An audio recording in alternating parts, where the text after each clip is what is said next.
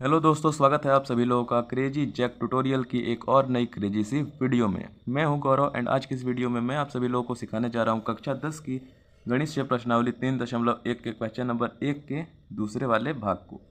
दूसरा वाला भाग दोस्तों बहुत ही ज़्यादा सिंपल है। चलिए फटाफट से क्वेश्चन को बनाते हैं और सीखते हैं। सबसे पहले मैं क्वेश्चन है उसको पढ़ देता हूँ। पहला प्रश्न था, निम्न समस्याओं में रैखिक समीकरणों के युग्म बनाइए और उनके ग्राफीय विधि से हल ज्ञात कीजिए। पहला जो क्वेश्चन था वो मैंने मेरी पिछली वीडियो में आपको समझा दिया था। अगर मैं उसकी लिंक डिस्क्रिप्शन में दे दूंगा, अगर आप चाहें तो वहां से जा कर के देख सकते हैं। और आज हम लोग सीखने जा रहे हैं प्रश्न नंबर 2, जो कि है 5 पेंसिल तथा 7 कलमों का कुल मूल्य 50 रुपये है, जबकि 7 पेंसिल तथा 5 कलमों का कुल मूल्य 46 रुपये है। एक पेंसिल का मूल्य तथा एक कलम का मूल्य ज्ञात कीजिए। ये हमें ज्ञात करना है। चलिए क्वेश्चन को बनाना शुरू करते हैं। दोस्तों मैंने पेज को थोड़ा ऊपर कर लिया है। अब चलिए इस क्वेश्चन को हल करते हैं। सबसे पहले यहाँ पर मैं लिख लेता हूँ हल लिख लेता हूँ। अब चलिए समीकरण बनाने से पहले एक चीज़ कर लेते हैं, पहले मान लेते हैं। सबसे पहले मैं लिखूंगा माना एक पेंसिल का मूल्य, एक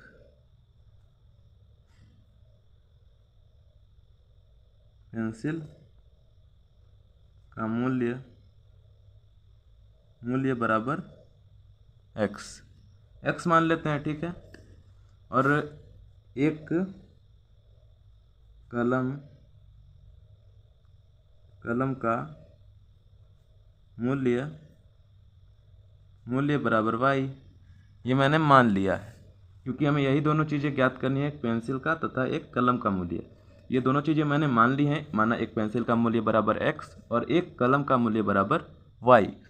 अब शर्त एक से देखते हैं। शर्त एक शायद आपको नहीं पता होगा, देख लेते हैं। यहाँ पर शर्त एक देखिए, जहाँ से कॉमा लगता है ना, या फिर आपको नॉर्मल कॉमन सेंस की बात है, ये समझ में आ गई होगी आपको।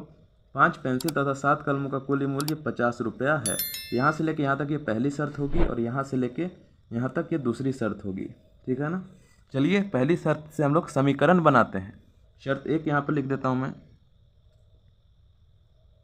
शर्त एक, ठीक है। चलिए बनाते हैं। देखिए शर्त एक में हमें दिया गया है 5 पेंसिल तथा 7 कलमों का कुल मूल्य 50 रुपये है। तो यहाँ पर हम लोग ऐसा लिख सकते हैं, एक पेंसिल हमें 5 है, तो यहाँ पर हम लोग लिख सकते हैं 5, और हमें मूल्य ज्ञात करना है तो 5x, ठीक है ना। और प्लस में 7y बराबर में 50 है तो 50 लिख देंगे, ठीक है। आप लोग सोच रहे हो कि ये मैंने यहाँ पर ऐसा क्यों लिखा। देखिए 5 पेंसिल है तो यहाँ पर 5 मैंने लिख दिया, और एक पेंसिल का मूल्य x माना है तो 5x, प्लस में 7 कलमों का भी मूल्य है तो 7y बराबर 50। 5 पेंसिल और 7 कलमों का कुल मूल्य बराबर 50 रुपया है, ठीक है। ये हो गया हमारा समीकरण एक। इसी तरीके से अब शर्त 2 से दूसरा समीकरण बनाते हैं। चलिए शर्त 2 यहाँ पर लिख लेता हूँ मैं, शर्त 2, ठीक है। मैं थोड़ा पेज को ऊपर कर देता हूँ। चलिए पहले शर्त बना लेते हैं, फिर पेज को ऊपर करूँगा। दूसरा आप सभी यहाँ पर देख सकते हैं कि जो दूसरा हमारा जो शर्त है वो यहाँ से लेकर के यहाँ तक की है। दूसरे शर्त में हमें दिया गया है, जबकि 7 पेंसिल तथा 5 कलमों का कुल मूल्य 46 रुपये है। इसको भी उसी तरीके से लिख लेंगे। इस बार हम लोग 7x प्लस में 5y बराबर में 46 दिया गया है तो उसको लिख लेंगे। यहाँ पर लिखेंगे 7x, 7 पेंसिल ना तो 7x लिख लेते हैं, प्लस में इस बार 5 कलम है तो 5y बराबर में 46। ये हो जाएगा हमारा समीकरण नंबर 2। इसी के साथ मैंने यहाँ पर 2 समीकरण बना लिए हैं। अब हम लोग समीकरणों से कोऑर्डिनेट्स ज्ञात करेंगे, पोजीशंस ज्ञात करेंगे। तो चलिए वो ज्ञात कर लेते हैं। तो दोस्तों मैंने यहाँ इस तरीके से कुछ बॉक्सेस, 2 बॉक्सेस बना लिए हैं। एक है समीकरण 1 के लिए, एक है समीकरण 2 के लिए। इन दोनों में हमें कोऑर्डिनेट्स ज्ञात करने हैं, पोजीशंस ज्ञात करने हैं, जिनसे हम इनके रैखिक समीकरण जो हम लोग ग्राफ बनाएंगे ना, उस पर ग्राफीय विधि से इसका हल ज्ञात कर सकते हैं, ठीक है। सबसे यहाँ x लिख देंगे, y लिख देंगे, इधर भी x और y, ठीक है। अब चलिए कोऑर्डिनेट्स ज्ञात करते हैं। यहाँ पर हम समीकरण 1 के कोऑर्डिनेट्स ज्ञात करते हैं, इधर समीकरण 2 के करेंगे। समीकरण 1 सबसे पहले मैं लिख लेता हूँ। समीकरण 1 में हमें दिया गया है 5x, 5x प्लस में 7y बराबर 50 ये है हमारा समीकरण नंबर 1। इसको किस तरीके से हल करेंगे चलिए देख लेते हैं। सबसे पहले यहाँ पर जो भी आपको लास्ट में ये भी जो भी संख्या मिलेगी ना, उससे आपको हमेशा छोटा मानना है। कैसे मानना है? जैसे कि यहाँ पर एक्स वाई लिखा ना, तो वाई बराबर हम लोग मान लेंगे, अभी मैं मान लेता हूँ जीरो मान लेते हैं। ठीक है, देख लेते हैं। अगर वाई हम लोगों ने जीरो माना तो इस फॉर्मूले पर वाई को रख देंगे। ये अंक डाल करके फॉर्मूला एक हो गया अंक यहाँ पर रखने के लिए, जिससे हमें कोऑर्डिनेट्स मिलेंगे।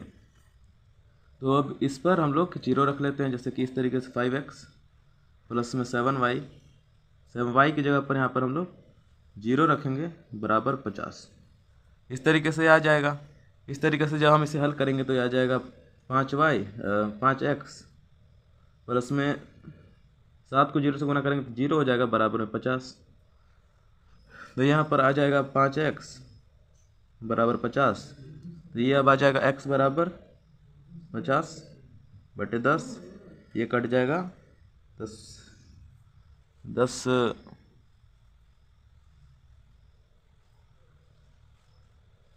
एक मिनट यहाँ पर देखिए, यहाँ पर 5 होता ना, 5 होता। तो ये मैं भी कंफ्यूज कर गया, इसकी 10 आ गया था। ऐसे कैसे? ऐसे नहीं होता। तो 5 ना, ये 10 का 50 कट जाएगा। x बराबर हमारा 10 आ चुका है। तो अगर हम लोगों ने y 0 रखा तो x 10 आ चुका है। ठीक है दोस्तों, इस तरीके से हमें फर्स्ट 2 कोऑर्डिनेट्स मिल गए। इसी तरीके से अब इधर के भी 2 कोऑर्डिनेट्स ज्ञात कर लेते हैं। आप कुछ भी मानोगे ना तो आंसर आप जब ग्राफीय विधि से हल करोगे तो एक ही आने वाला है। ठीक है, चलिए यहाँ पर मान लेते हैं। अब हम लोग x, इस बार पहले उस समय हम लोगों ने y माना, अभी x मान लेते हैं। x मान लीजिए 3 मान लेता हूँ मैं। ठीक है, 3 मान लेते हैं। आप सब कुछ भी मान सकते हो, 2 मानोगे 5 मानोगे यही आएगा। ठीक है, यहाँ पर अलग कुछ आ सकता है, बट जब आप हल करोगे वो जो रेखाएं कटेंगी वो एक ही जगह पर कटेंगी, हल ही आपका आएगा। ठीक है, थोड़ा मैं ऊपर कर देता हूँ पेज। ठीक है, यहाँ पर कर लेते हैं।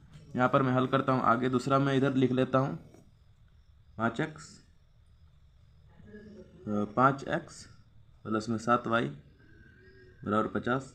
हम लोग यहाँ पर 3 रख लेते हैं x की जगह पर, मतलब 5 गुणे में 3 प्लस में 7y बराबर 50। अब करेंगे तो 5 × 15 प्लस में 7y बराबर में आ जाएगा ये 50। अब थोड़ा इधर थोड़ा हल कर लेता हूँ मैं साइड में।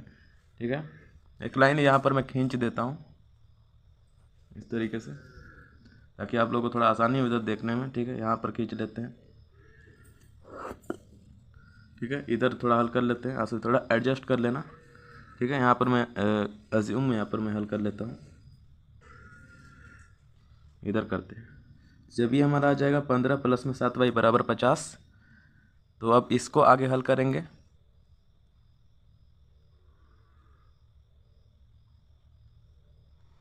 तो इसको हम लोग हल करेंगे कुछ इस तरीके से। यहाँ पर हम लोग लिख देंगे 7y पहले आ जाएगा, 7y इसको ले लाएंगे, ये हो जाएगा बराबर करेंगे, एंड 50 सबसे पहले लिख लेंगे, और 15 उधर जाएगा तो ये माइनस का 15 आ जाएगा। तो ये हमारा हो जाएगा अभी 7y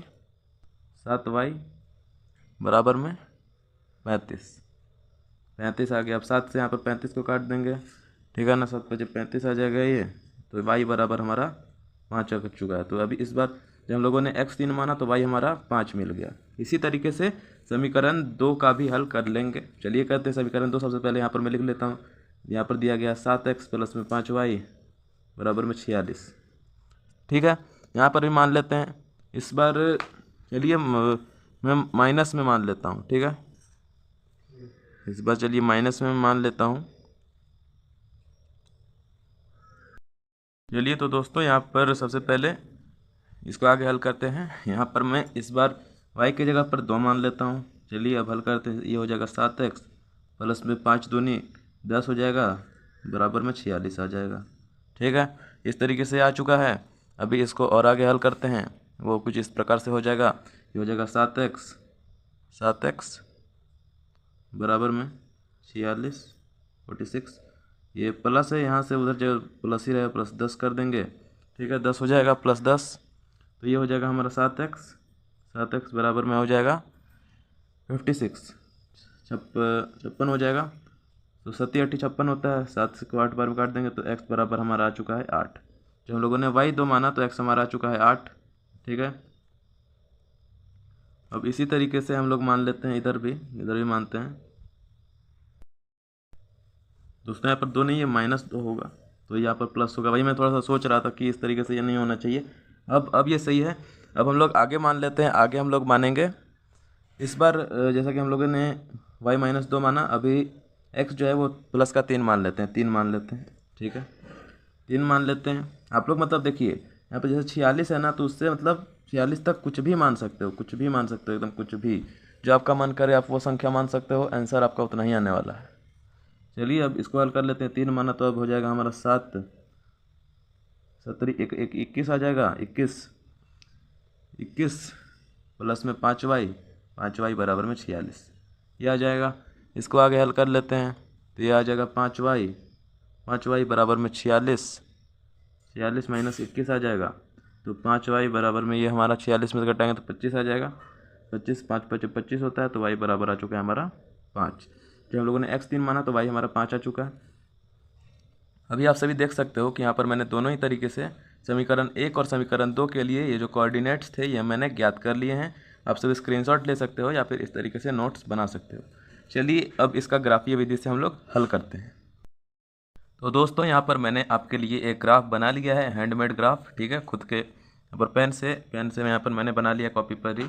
जब आप परीक्षा में इस तरीके के क्वेश्चंस को हल करोगे, ग्राफीय विधि से हल करना होगा, तो आपको पहले से ही बनाया हुआ एक ग्राफ का पेज दिया जाएगा, जहाँ पर आपको ग्राफीय विधि से हल ज्ञात करना होगा। चलिए अब इस पर हम लोग ग्राफीय विधि से हल ज्ञात करते हैं। यहाँ पर मैंने पहले से ही एक पेज में यहाँ पर लिख लिया है समीकरण 1 का और समीकरण 2 का जो कोऑर्डिनेट्स हमें मिला था पिछले वाले पेज में वो।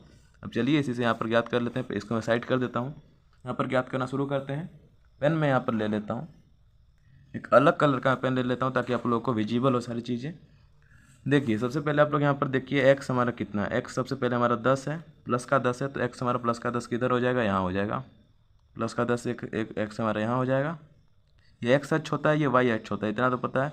यहाँ पर x dash y and y dash. ठीक है, x हमारा 10 आ चुका है पहले यहाँ पर इसके मुताबिक, और y है हमारा 0, y 0 x, तो ये यहीं पर ये हमारा बिंदु हो जाएगा। ठीक है, अब चाहो तो आप इसका नाम भी दे सकते हो। इसका नाम हम लोग देख सकते हैं 10 0। ठीक है, ये हम इसका नाम दे सकते हैं। दूसरा है हमारा, दूसरा दोस्तों में दिया गया 3 और 5, x3 y5। x3 हमारा यहाँ पर है और y प्लस का 5 यहाँ पर है, तो यहाँ पर आप देख सकते हो कुछ इस प्रकार से यहाँ पर ये हो जाएगा हमारा ये वाला बिंदु।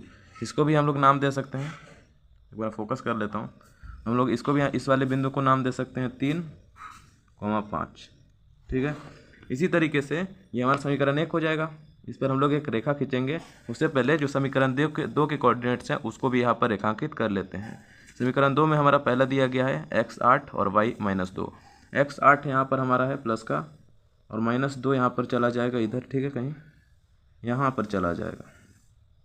इसको हम लोग नाम दे देते हैं 8 -2, ये हम लोग दे देते हैं नाम।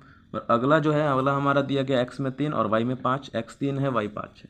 x हमारा ये 3 आ जाएगा और y हमारा 5 आ जाएगा यहाँ पर। ठीक है, ये वही वाला बिंदु हो गया। ठीक है, इसमें कुछ करने का ज़रूरत ही नहीं है। 3 5 ये वही वाला बिंदु आ रहा है। बट यहाँ पर एक ये बात हो जाएगी कि ये जो है इस तरीके से, इस बार इस वाले बिंदु को हम लोग कहेंगे 3 5। ठीक है, चलिए ये हो गया। अब इस पर हम लोगों को रेखाएं खींचनी है। रेखाएं कैसे खींचेंगे चलिए दिखाता हूँ। रेखा खींचना बहुत ही ज़्यादा सिंपल है। ठीक है, चलिए यहाँ पर खींच लेते हैं। यहाँ पर मैं एक स्केल ले लेता हूँ। स्केल मैंने यहाँ पर ले लिया है। अब सारी लाइनों को मिला देते हैं एक दूसरे से। पहले यहाँ पर इस तरीके से समीकरण 1 का ये जो हमारी 2 बिंदुएं हमें मिली थी, इस पर एक रेखा खींच देते हैं इस तरीके से। वेट थोड़ा फोकस में कर लेता हूँ। यहाँ पर एक रेखा में खींच देता हूँ। एक रेखा मैंने यहाँ खींच दी। अब इसी रेखा को ये जो दूसरा हमारा समीकरण ये वाला मिला था ना, इससे खींचेंगे।